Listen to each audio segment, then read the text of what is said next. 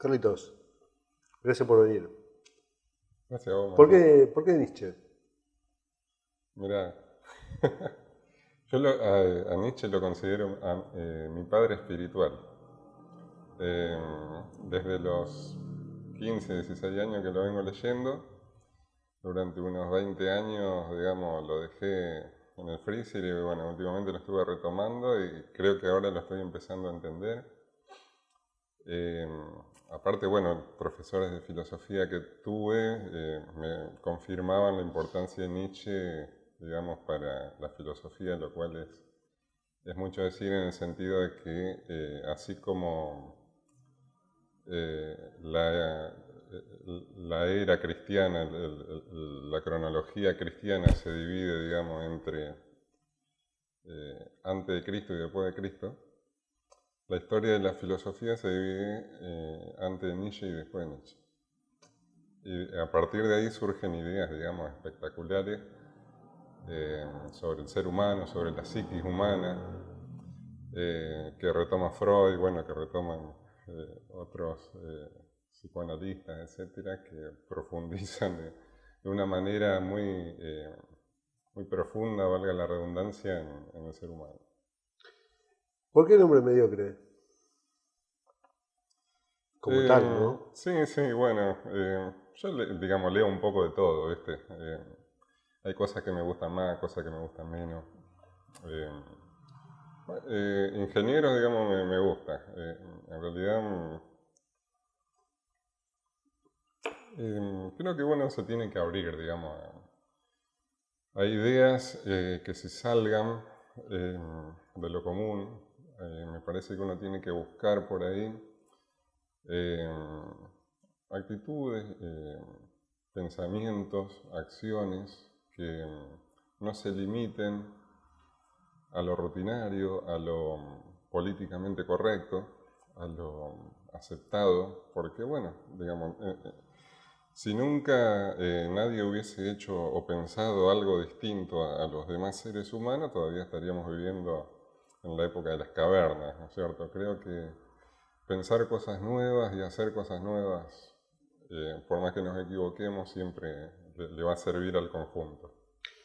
Carlos, como docente, ¿estás satisfecho con la educación, el nivel de educación que tenemos? No. Por supuesto se puede mejorar y yo peleo desde adentro del sistema educativo. Hay otros que deciden pelearla desde afuera del sistema educativo, es totalmente respetable también. Pero creo que se puede mejorar como todo. Es decir, no, yo no estoy diciendo que no sirva nada, sino que bueno, hay muchas cosas para mejorar. Creo que, bueno, como decía Domingo Faustino Sarmiento, tiene una frase, más allá de la polémica anti-gaucha y digamos, federal, decía, bueno, argentino e ignorante se escriben con las mismas letras. Luchemos para que no se conviertan en sinónimos.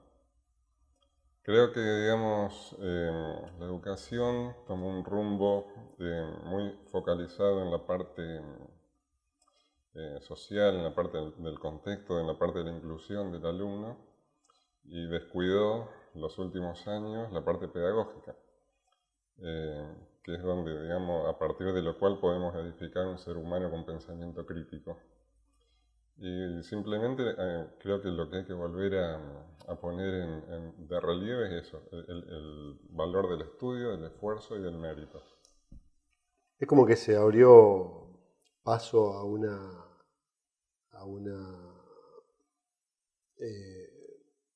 etapa bastante vacía de exigencias. Yo lo miro desde afuera, pero veo que los esfuerzos son muy escuetos. Sin volver al profesor que estaba con la fusta en el escritorio, pero creo que el país en general ha perdido el nivel que tenía en un momento. ¿A qué lo atribuís? Y a muchas variables. En primer lugar, uno no puede, digamos, comenzar a educar a nadie si ese individuo, si ese alumno, que uno, digamos, yo conozco a mucha gente que así lo siente, a mis alumnos lo siento casi como a mis hijos, ¿no es cierto? Y uno a los hijos no les deja hacer lo que se le da la gana, uno a los hijos los exige, porque va a ser lo mejor para ellos. Uno no deja que el hijo no adquiera hábitos, no deja que el hijo, digamos, no se forme, pierda el tiempo. Y yo creo que hay mucho amor, digamos, en la exigencia. Y, por supuesto, sin la fusta y sin, digamos, causarle un trauma a nadie. Pero simplemente, digamos, pensar, priorizar el aspecto social, el aspecto relacional, el aspecto vincular, es una limitante para la finalidad última y principal que para mí tiene la educación, que es la pedagógica. Eso, por supuesto, es un debate que se tiene que dar.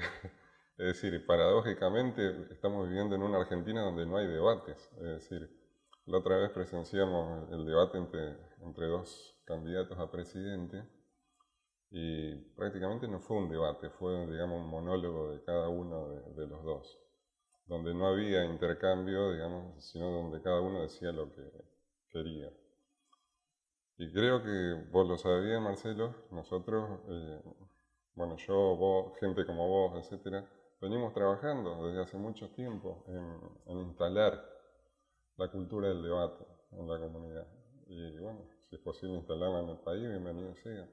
Pero hace falta debatir sobre educación, debatir sobre derechos humanos, sobre economía, sobre políticas sociales, sobre soberanía. Hace falta debatir sobre, no sé, bueno, sobre tantos temas, sobre salud pública. Y ocurre eso, ocurre que como que estamos, digamos, cada uno atrincherados en una postura un poco irreductible, digamos, y bueno, y defendemos, digamos, esa trincherita y no somos capaces de abrirnos por ahí a lo que el otro nos tiene que decir. Y vos y yo, por ejemplo, pensamos distinto o vemos desde puntos de vista distintas muchas cosas, pero eso no hace no impide que yo te respete a vos y que vos me respetes a mí. Haces cultura hace mucho tiempo. ¿Te sentís gratificado trabajando culturalmente y despojado del beneficio del resarcimiento económico hacia la sociedad? A ver, todos hacemos cultura.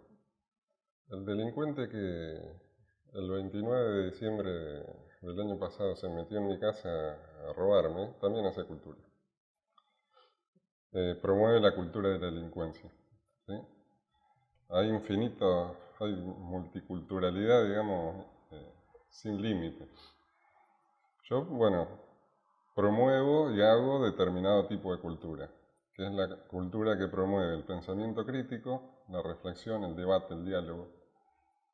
Y la verdad no me siento gratificado. Probablemente a los delincuentes le vaya mejor de lo que me va a mí. ¿Sí? ¿Vos crees que es por una cuestión social de la falta de compromiso que se ha instaurado ya hace varias décadas con el famoso no te metás, que hoy se está viendo en las cuestiones básicas de la sociedad como elementos culturales, ¿no? Claro. Sí, hay, digamos, un individualismo extremo del cual a lo mejor no somos conscientes. eh, Hay valores que no sé si se perdieron o nunca se tuvieron, como la verdadera solidaridad. Te puedo contar una anécdota cortita. Leí en el diario hace unos días que en Rafaela balearon a una persona en un barrio clase media y la gente, en lugar de ir a socorrer a esa persona que estaba baleada, se encerró en la casa. Y bueno, si hubiese ocurrido en Sunchales no hubiese habido demasiada diferencia o en otro pueblo, o en otra ciudad. Ese es un individualismo nocivo. Es decir, Einstein, ¿qué decía? Einstein decía, el mundo no va a ser destruido por quienes hacen el mal, sino por quienes no hacen nada al respecto, para evitarlo.